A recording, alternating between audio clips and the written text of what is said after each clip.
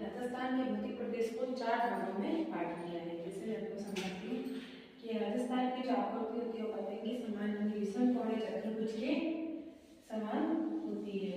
ये इस तरह से राजस्थान की क्या होती है, आकृति होती है। अब राजस्थान के जो ये भाग होता है वो उत्तर होता है, ये भाग होता है पश्चिमी भाग, इधर वाला भाग होता है वो पूर्वी भाग कहलाता है, और इधर जो होता है वो दक्षिणी भाग कहलाता है। अब राजस्थान के जो इधर के क्षेत्र में है, जो इधर का क्षेत्र है उसको कहते हैं थार का मरुस्थल। क्या कहते हैं? थार का मरुस्थल, जो कुल भौगोलिक क्षेत्रफल का 61.11% भाग है।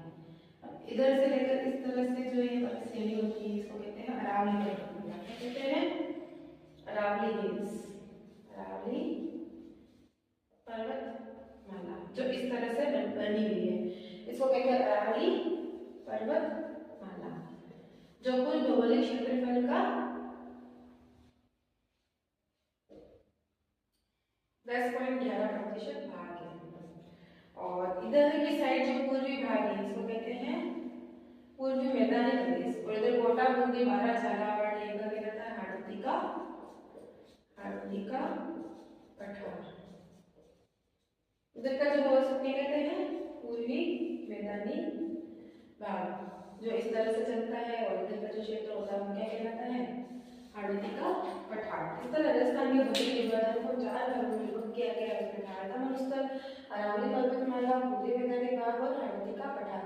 इन थार का मरुस्थल कुल क्षेत्रफल का 61.11% है, और अरावली पर्वतमाला लगभग 11% है, पूर्वी मैदानी भाग 23.03% है, और हाड़ौती का पठार भारत के कुल क्षेत्रफल का लगभग कितने प्रतिशत भाग है? हाड़ौती का पठार 9%। यहाँ की जनसंख्या की बात करें तो यहाँ पर 11% जनसंख्या निवास करती है। हाड़ौती के पठार को मुख्य रूप से 2 भागों में विभक्त किया गया है। उसमें आता है विंध्य गगार और दक्कन का पठार। अब विंध्य गगार कहाँ है? चंबल नदी के जो पूर्व का जो क्षेत्र होता है उसको विंध्य गगार कहते हैं, और दक्कन का पठार जो एक चट्टानों से निर्मित पठार होता है उसको क्या कहते हैं? दक्कन का पठार।